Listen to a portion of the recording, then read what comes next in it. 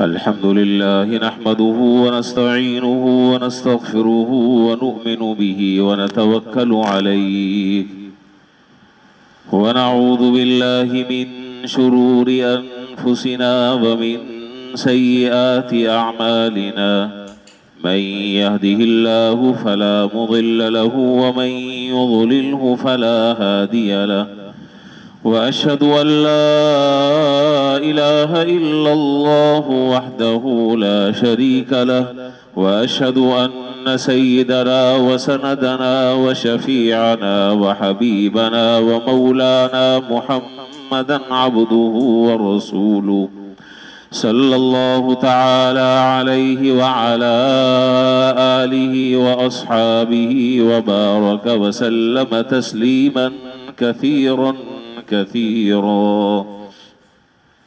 أما بعد فأعوذ بالله من الشيطان الرجيم بسم الله الرحمن الرحيم وما أصابكم من مصيبة فبما كسبت أيديكم ويعفو عن كثير وقال الله تعالى ولو يؤاخذ الله الناس بظلمهم ما ترك عليها من دابة ولكن يؤخرهم إلى أجل مسمى فإذا جاء أجلهم لا يستأخرون ساعة ولا يستقدمون آمنت بالله صدق الله مولانا العظيم وصدق رسوله النبي الكريم ونحن على ذلك من الشاهدين والشاكرين والحمد لله رب العالمين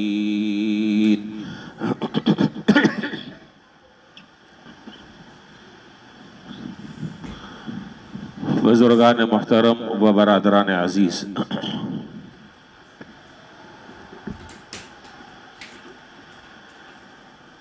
اس وقت پوری دنیا میں جو شدید اضطراب پایا جا رہا ہے اور پوری دنیا ذہنی اور دماغی طور پر پوری طرح مفلوج ہو کر رہ گئی ہے، وہ اس عذاب کی وجہ سے جو عذاب ہم پر آج مسلط ہے، جس نے ہمیں ذہنی طور پر، دماغی طور پر، معاشی طور پر مفلوج کر کر رکھ دیا ہے، وہ ہے کرونا وائرس۔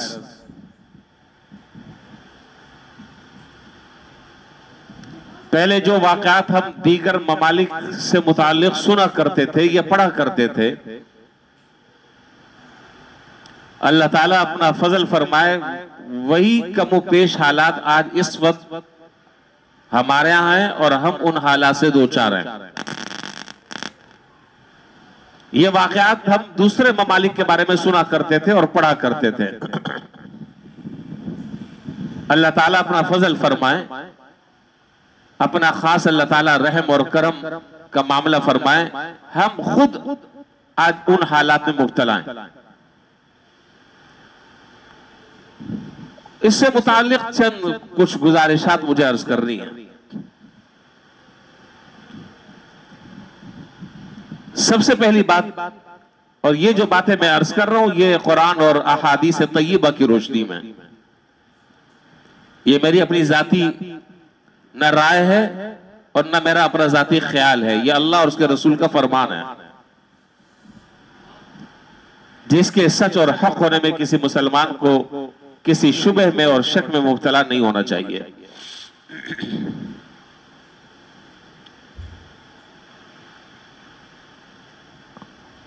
قرآن کریم کی آیات سے اور احادیث طیبہ سے یہ پتہ چلتا ہے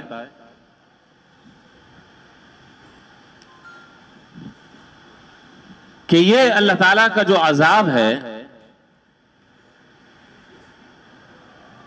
یہ عذاب اور یہ پریشانی، یہ وبا اور یہ بیماری، یہ یوں ہی بلا علت کے نہیں ہیں، یہ بلا وجہ نہیں ہے، اس کے پیچھے اس کی علت اور حکمت اللہ تعالیٰ کی مضمر ہے۔ یہ ایسا نہیں ہے کہ بس رات کو سوئے اور صبح یہ وبا پھیل گئی، ایسا نہیں ہے۔ اور قرآن کریم بار بار یہ بات ہمیں بتلا رہا ہے کہ یہ جو کچھ حالات تمہیں نظر آ رہے ہیں، یا اللہ نہ کرے آئندہ اس سے بھی بدتر کوئی حالات سامنے آئے، اللہ نہ کرے، اللہ محفوظ رکھے، یہ سب اللہ تعالیٰ کے اذن اور اللہ تعالیٰ کی مشیت سے ہے، یہ اللہ تعالیٰ کی مرضی سے ہے، اللہ تعالیٰ کے حکم سے ہے، یہ بلا علت نہیں ہے، بلا حکمت نہیں ہے، بلا مشیت نہیں ہے، یہ اللہ تعالیٰ کے حکم، ان کے اذن، ان کی مشیت، ان کی مرضی سے معرض وجود میں آیا ہے۔ اور یہ میں نہیں کہہ رہا، قرآن کریم یہ کہہ رہا ہے، وَمَا تَسْقُطُ مِن وَرَقَةٍ وَلَا حَبَّةٍ إِلَّا يَعْلَمُهَا، اس دنیا میں کوئی درخت کا پتا اللہ تعالیٰ کے حکم اور اذن اور مشیت کے بغیر حرکت نہیں کر سکتا، کوئی ذرا سا پتا اللہ تعالیٰ کے حکم کے بغیر حرکت نہیں کر سکتا، اس میں اتنی طاقت نہیں ہے، حکم ہوگا تو وہ حرکت کرے گا۔ تو اچھے حالات، برے حالات، موافق حالات، نامساعد حالات،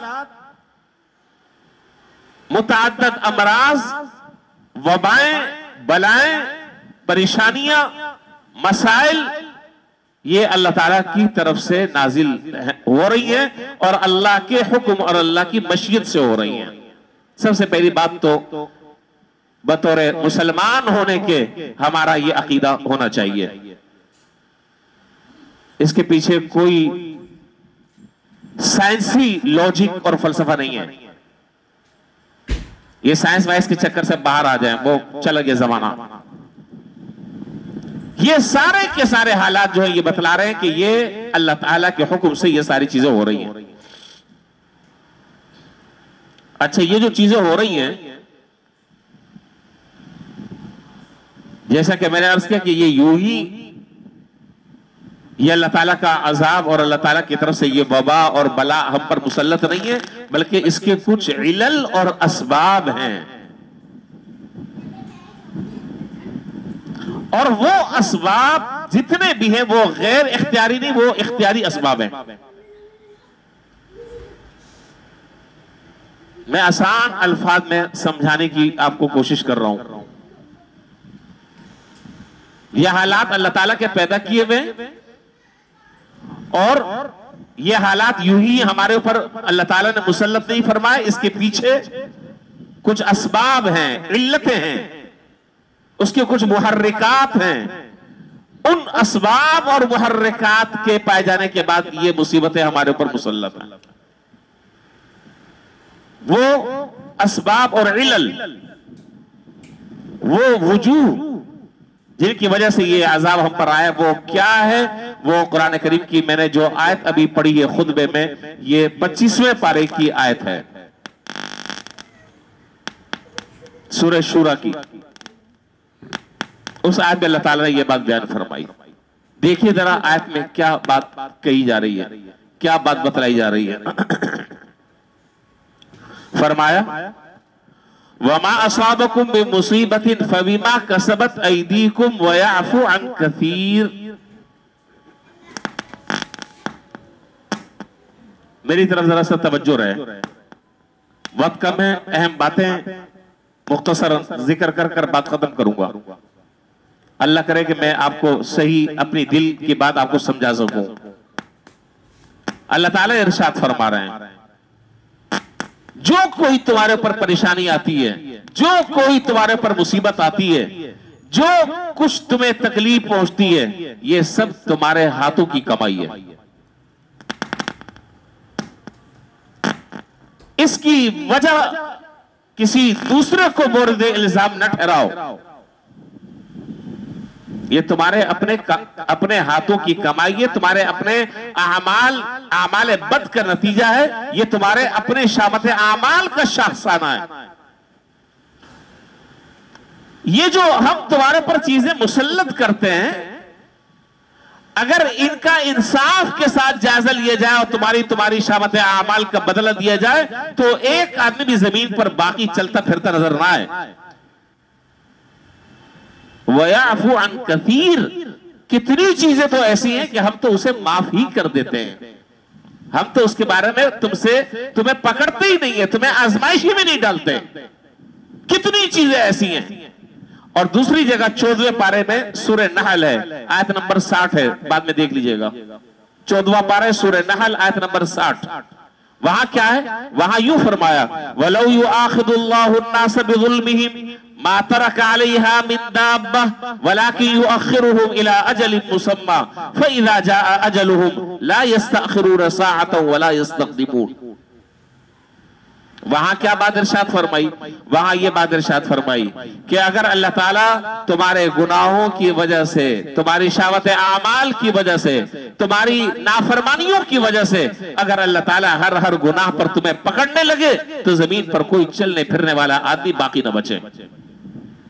लेकिन अल्लाह ताला एक वक्त तक के उसको मुअख्खर करते रहते हैं, उसको टलाते रहते हैं, उसको दूर करते रहते हैं।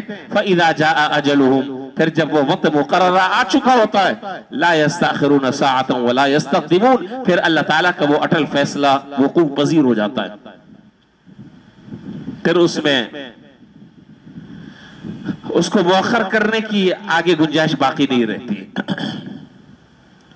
तो अब तक मैंने जो बात अर्ज की, कुरान करीम की दोनों आयतें, जो मैंने 25वें पारे की आयत पढ़ी खुतबे में और 14वें पारे की जो मैंने आयत पढ़ी, इन दोनों आयतों को मिलाने के बाद नतीजा ये निकला कि ये हमारी बदआमालियों का नतीजा है जो हम भुगत रहे हैं। इसको अच्छी तरह जहन में ये बात बिठा लें।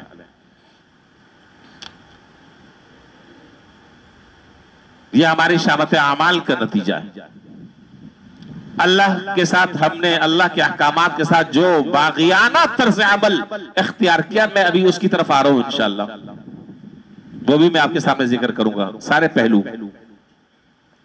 हमने अल्लाह ताला के अहकामात के साथ जो बागियाना तर्ज अमल इख्तियार किया है, ये उसका नतीजा है। और ये उसका पूरा नतीजा नहीं है, ये उसका पूरा नतीजा नहीं है। ये जरा सा अल्लाह ताला ने हमें मजा चखाया है। बाकी अगर पूरे हमारी बदआमालियों पर अगर गिरफ्त हो, तो मेरा ख्याल कोई आदमी भी जमीन पर बाकी चलता फिरता नजर ना आए। अल्लाह ताला पनाह में रखे और अल्लाह ताला हिफाजत फरमाए। इतनी बात तो मुसल्लमात में से, इतनी बात एक अटल हकीकत है, इसमें कोई दो राय नहीं है, इसमें दो अलग अलग ख्यालात नहीं है। मुत्तफक अलैह बात जो है वो ये है। एक तरफ तो मसला ये है, दूसरी तरफ मसला ये है कि इससे निकलने का रास्ता क्या है, इससे छुटकारा हासिल करने का तरीका क्या है। कुरान और हदीस की रोशनी में, अल्लाह और उसके रसूल के फरमान की रोशनी में इससे बचाव का, तहफ्फुज़ का रास्ता क्या है? क्या है? क्या है? वैक्सीन लगवाना जी हजरत, इससे बचने का रास्ता वैक्सीन, एहतियाती तदाबीर, ये सब अपनी जगह, इससे इनकार नहीं है, वो अपनी जगह है, वो भी जरूरी है। लेकिन असल जो वजह है इन बलाओं को दूर करने की, वो है हकीकी मानों में अल्लाह ताला की तरफ रुजू और तौबा, इस्तिग़फ़ार, और अमली तौर पर गुनाहों को छोड़ना। मैं इन बातों को दोबारा फिर दोहरा रहा हूं। یہ جو عذاب ہم پر مسلط ہے، اس عذاب سے چھٹکارا حاصل کرنے کا واحد راستہ، میری بات لکھ لیں آپ، میں رہوں نہ رہوں، میری بات یاد رکھیے گا، واحد راستہ یہ ہے کہ پورے طریقے سے ہم اللہ تعالیٰ کی طرف رجوع کر لیں، اور جن گناہوں کے اندر ہم مبتلا ہیں، جن محرمات کا ہم ارتکاب کر رہے ہیں، جن گناہوں کا ببانگ دہل ہم ارتکاب کر رہے ہیں، جب تک کہ ہم اسے انفرادی اور اجتماعی توبہ نہ کریں، یہ عذاب ہم سے نہیں چھوٹے گا۔ یہ بات بالکل، اس بات پر مجھے مکمل شرح صدر ہے۔ اللہ تعالیٰ اپنے فضل سے دور کر دیں، وہ قادر مطلق ہیں، وہ ہمارے اور آپ کے ضابطوں کے پابند نہیں ہیں، لیکن سنت اللہ اور عادت اللہ یہی ہے جو میں عرض کر رہا ہوں کہ جب تک ہم اللہ تعالیٰ کی طرف رجوع نہیں کریں گے، اپنے حالات کو نہیں بدلیں گے، اس وقت تک کہ اسی کے ساتھ گزارا کرنا پڑے گا۔ دو باتیں میں نے اس وقت آپ کے سامنے ذکر کر دی مختصراً، اب میں تیسری بات ذکر کرنے جا رہا ہوں۔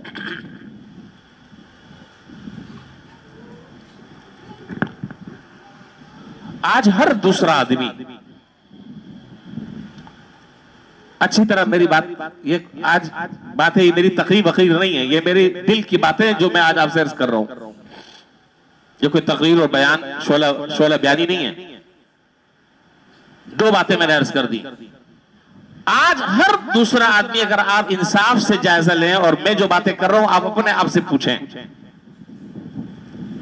ایمانداری کے ساتھ اپنے آپ سے پوچھیں، اتنے خطرناک حالات کے بعد بھی جس نے ہماری معیشت کو تباہ کر دیا، ہمارے نظام زندگی کو مفلوج کر کر رکھ دیا، ہماری سوچ اور فکر کو ختم کر کر رکھ دیا، ایک تفکر اور پریشانی ہمارے اوپر مسلط ہو گئی جس نے ذہنی ہمیں پریشان کر دیا، ان سارے کے سارے حالات کے بعد بھی میں آپ سے سوال کرتا ہوں، میں اپنے آپ سے بھی سوال کرتا ہوں، آپ اپنے آپ سے پوچھیں کہ ان تمام کے تمام حالات میں میری زندگی میں دینی اعتبار سے کوئی بہتری آئی؟ بس اس سوال کا جواب آپ معلوم کر لیں۔ معاش لاک ڈاؤن ہو گیا، 6 بجے مارکیٹ بند ہیں، ارے اس کے بعد کیا ہوگا، اس کے بعد کیا ہوگا، بڑا مسئلہ ہے۔ اچھا جی، اب خبریں آ رہی ہیں جی مکمل لاک ڈاؤن لگ جائے گا، اب پریشان ہیں، اس کی پلاننگ ہو رہی ہے، کیا ہوگا، آن لائن کام شروع کریں جی، تجارت کی فکر، معیشت کی فکر، معاش کی فکر، روزگار کی فکر، ٹھیک ہے فکر ہونی چاہیے، اسے انکار نہیں ہے۔ سوال یہ ہے کہ کیا ان حالات میں ایمانداری کے ساتھ بتائیں، مسجد میں آپ بیٹھے ہوئے ہیں، اللہ کے گھر میں جھوٹ نہ بولیے گا، اور مسلمان تو جھوٹ نہیں بولتا ویسے بھی، ان تمام کے تمام حالات میں کیا مسجدیں نہیں بھرنی چاہیے تھی؟ سر ہلا دیں، ہاں یا نہیں میں جواب دے دیں، مسجدیں نہیں بھرنی چاہیے تھی؟ فجر میں یہاں لوگوں کو جگہ نہیں ملنی چاہیے؟ میرا اپنا خیال یہ ہے، ان حالات میں جو بے نمازی ہیں انہیں نمازی ہو جانا چاہیے، جو 2 نمبریاں کر رہے ہیں انہیں چھوڑ دینا چاہیے، جو رشوت لے رہے ہیں، سود لے رہے ہیں، غلط بیانیاں کر رہے ہیں، جوئے اور سٹے کا کاروبار کر رہے ہیں اور کام کر رہے ہیں، انہیں اسے توبہ کر کر اللہ کی طرف رجوع کر کر اپنے حالات کو بہتر کرنا چاہیے۔ کیا یہ ایسا ہو رہا ہے؟ بتائیے ایسا ہو رہا ہے؟ نہیں ہو رہا۔ تفسیر ہم سے کروا لو، تجزیہ ہم سے کروا لو جی، اظہار خیال ہم سے کروا لو، اور مختلف، اچھا یہ مزے کی بات یہ ہے کہ یہ تفسیر اور تجزیہ کرنے والے، حالات کا گہرائی سے جائزہ لینے والے، سب سے پہلے یہی بیچارے جو ہے وہ صفر پر کھڑے ہوئے ہیں۔ آپ مجھے بتائیں، میں تو خود حیران ہوتا ہوں، میں مسجد میں بیٹھا ہوں خود حیران ہوتا ہوں، اور مجھے بس اوقات رونا بھی آتا ہے، لیکن میں کیا کروں، میرا بس نہیں چلتا۔ فجر کی نماز میں آج کل جو فجر کی نمازی بیٹھے ہوئے ہیں میرے سامنے، فجر میں جو ہوتے ہیں، فجر کی نماز میں جب جماعت شروع ہوتی ہے ایک صف ہوتی ہے، اتنی بڑی مسجد، اتنی بڑی تعداد، اتنا بڑا گنجان محلہ جہاں ہر گلی کے 2 طرفہ آپ دیکھیں موٹر سائیکلوں کی اور گاڑیوں کی ایک لمبی قطار ہے، کیا یہ سارے لوگ کہیں اور نماز پڑھ کے سوتے ہیں؟ بتائیے حضرت، میری باتیں بڑی تلخ ہیں لیکن آپ اس سے انکار نہیں کر سکتے. فجر کی نماز جب شروع ہو رہی ہے تو ایک صفحے، اور اگر نماز ختم ہوتی ہے تو 2-3 صفحے ہوتی ہیں. ان حالات کے بعد بھی جب ہر آدمی رو رہا ہے، ہر آدمی پریشان ہے، ہر آدمی ذہنی طور پر مفلوج ہوا ہے، تبصرے بھی کر رہا ہے، تزیے بھی کر رہا ہے، مختلف اظہار خیال بھی کر رہا ہے، آگے آئندہ کی اپنی پلاننگ بھی کر رہا ہے، لیکن اللہ کے گھر جو ہے وہ اسی طریقے سے ویران ہے. یہ ہے یہ نہیں ہے؟ جو آدمی پہلے فجر نہیں پڑھ رہا تھا وہ آج بھی نہیں پڑھ رہا. تو بھائی پھر آپ اس سے مزید اور کیا بہتر حالات اور کیا حالات خراب ہونے کا انتظار آپ کر رہے ہیں کہ مزید حالات خراب ہو؟ تو پھر اب کس چیز کے انتظار کر رہے ہیں کہ جب کہ لوگ دھڑا دھڑ مر رہے ہیں، دھڑا دھڑ لوگ مر رہے ہیں. اللہ تعالیٰ پناہ میں رکھے، اسپتالوں میں جگہ نہیں ہے، باقاعدہ اسپتالوں میں جگہ نہیں ہے، لوگ مر رہے ہیں. تو مرنا تو ہے، ایک دن مرنا ہے، تو کیوں نہ اللہ کے احکامات کو پورا کرتے ہوئے آدمی جان اللہ کے سپرد کر دے؟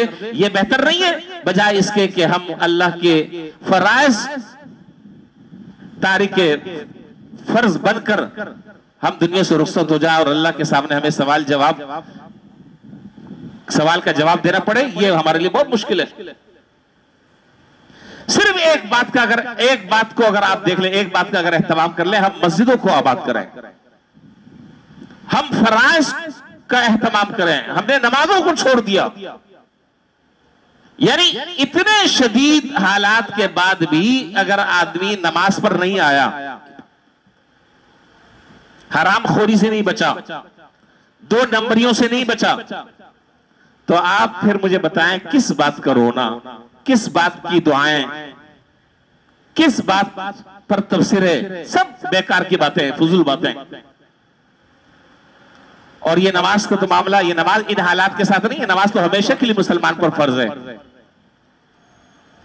زکوٰۃ ہر وقت فرض نہیں ہے، صدقہ ہر آدمی پر لازمی نہیں ہے، حج ہر آدمی پر فرض نہیں ہے، قربانی ہر آدمی پر فرض نہیں ہے. لیکن یہ نماز ایک ایسا اہم فریضہ ہے جو ہر بالغ عاقل، مرد ہو، عورت ہو، بیمار ہو، تندرست ہو، حالت سفر میں ہو، مقیم ہو، وضو کر سکتا ہے، نہیں کر سکتا تیمم کرے، کھڑے ہو کے نہیں پڑھ سکتا بیٹھ کے پڑھے، بیٹھ کے نہیں لیٹ کر پڑھے، حالت امن ہو، حالت جنگ ہو، کسی حال میں بھی وہ فریضہ ساقط نہیں. ہمارا اس فریضے کے ساتھ کیا طرز عمل ہے؟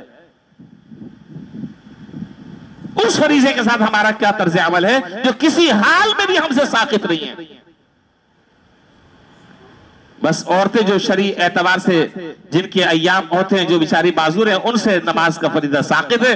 باقی اس میں بھی عجیب و غریب تفصیل جو ہے علامہ ابن نجیم رحمۃ اللہ علیہ نے البحر الراق میں ذکر کی ہے. وقت کا میں یہ تفصیل چھوڑ رہا ہوں، پھر کسی وقت موقع ہوگا تو میں بتاؤں گا آپ کو. تفسیر روح البیان میں ایک روایت ذکر کی ہے. اس روایت کا حاصل یہ ہے کہ قیامت کا دن جب قائم ہوگا تو اللہ تبارک و تعالی ان لوگوں کو، میں اس بات توجہ سے سنیے، جب قیامت قائم ہوگی ان لوگوں کو جو تارک فرائض تھے، فرض نمازیں نہیں پڑھتے تھے، فرائض ادا نہیں کرتے تھے، ان کو بلایا جائے گا. سن رہے ہیں نا بات؟ آواز آ رہی ہے؟ سر ہلا دینا تاکہ مجھے پتہ چلے کہ آپ سمجھ رہے ہیں بات. جو نمازیں چھوڑ دیتے تھے اور آج بھی اپنے ذہن میں مختلف بہانے اور حیلے انہوں نے اختیار کیے ہوئے کہ یہ بہانہ ہمارا شاید چل جائے،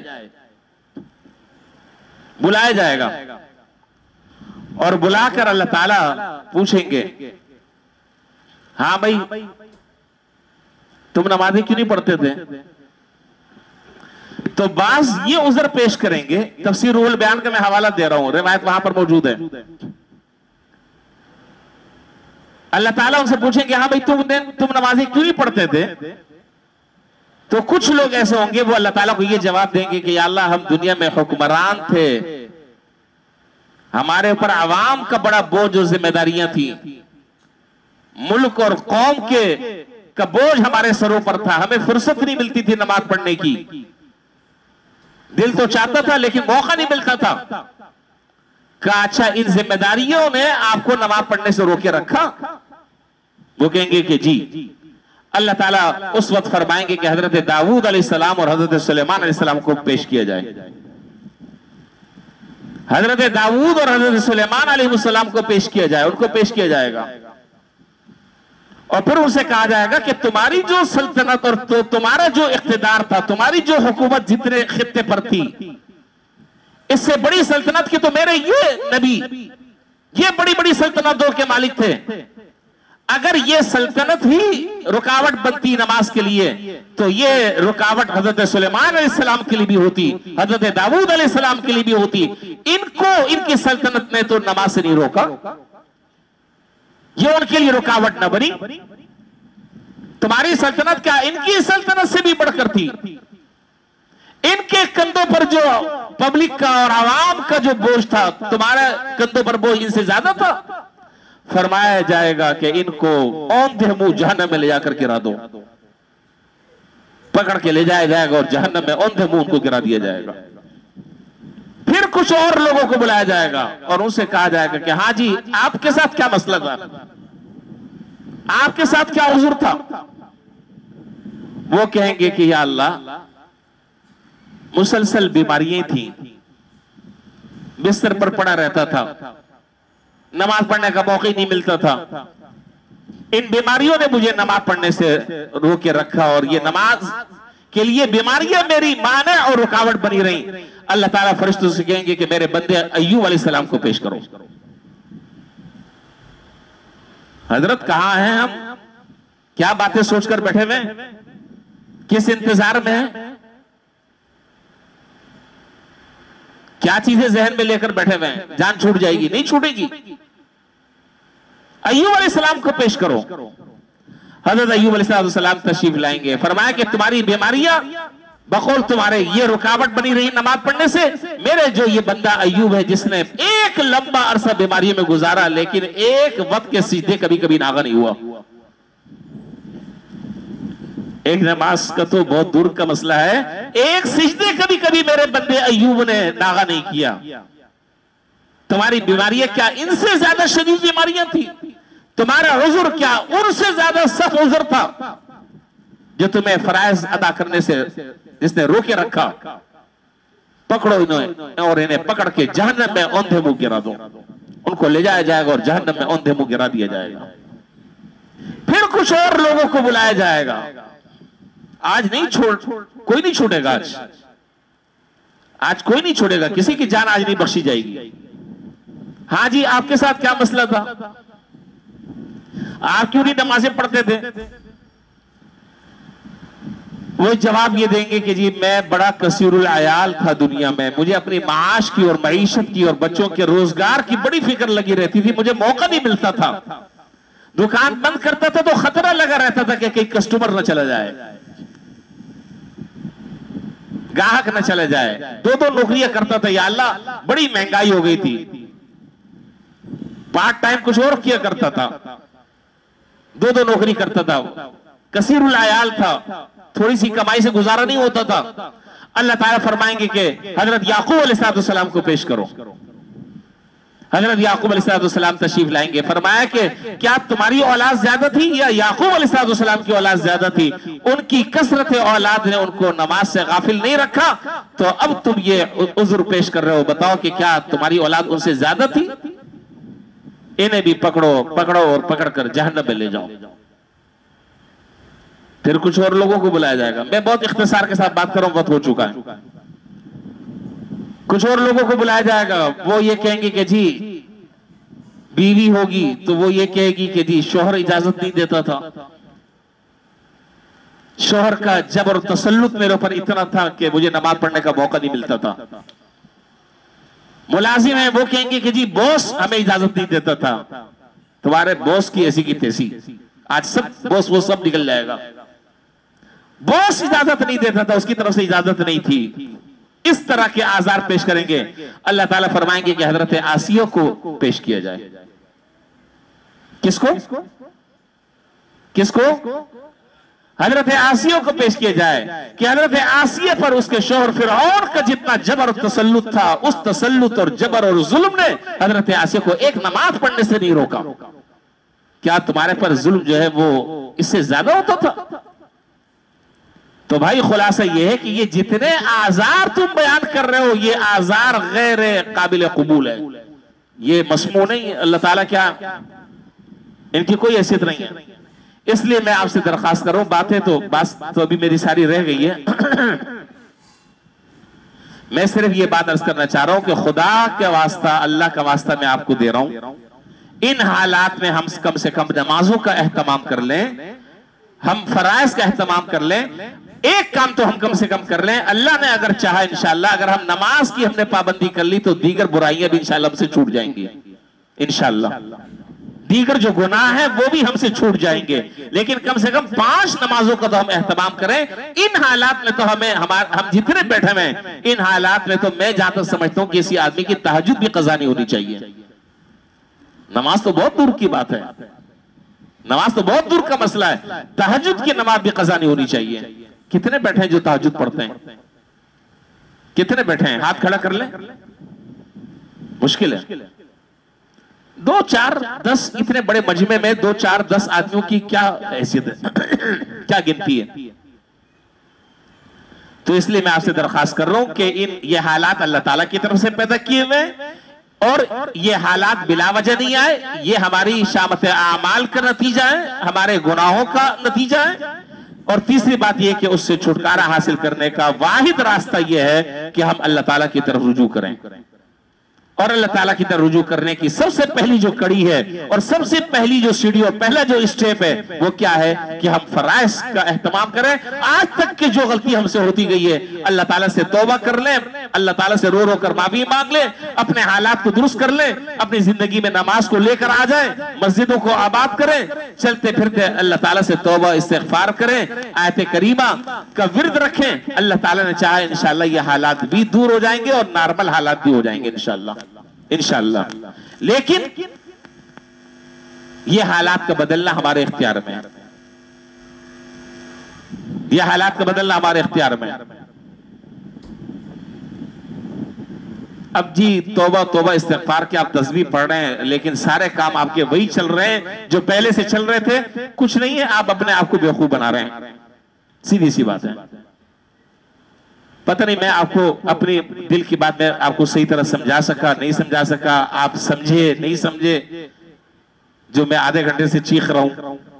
بس میری درخواست یہ ہے کہ اللہ کی طرف رجوع کریں، توبہ کریں، اللہ کے سامنے روئیں، گر گڑائیں، اللہ سے معافی مانگیں، اپنے حالات کو درست کر لیں، اپنے اندر بہتر تبدیلی لائیں اور دینی اعتبار سے جو ہم سے اب تک کی جو کوتاہیاں ہو رہی ہیں ان کوتاہیوں کی تلافی معافات کریں. اللہ نے چاہے انشاءاللہ حالات بہتر ہو جائیں گے.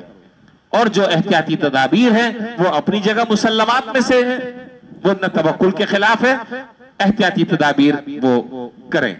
اللہ تعالیٰ اس وبا سے پوری دنیا کے انسانوں کی اللہ تعالیٰ حفاظت فرمائے اور جو بیچارے مبتلا ہیں اللہ انہیں عافیت نصیب فرمائے اور ہر طرح کی آزمائشوں سے اور ابتلاعات سے اور فتنوں سے اللہ ہم سب کو محفوظ رکھے. وآخر دعوانا الحمدللہ رب العالمین.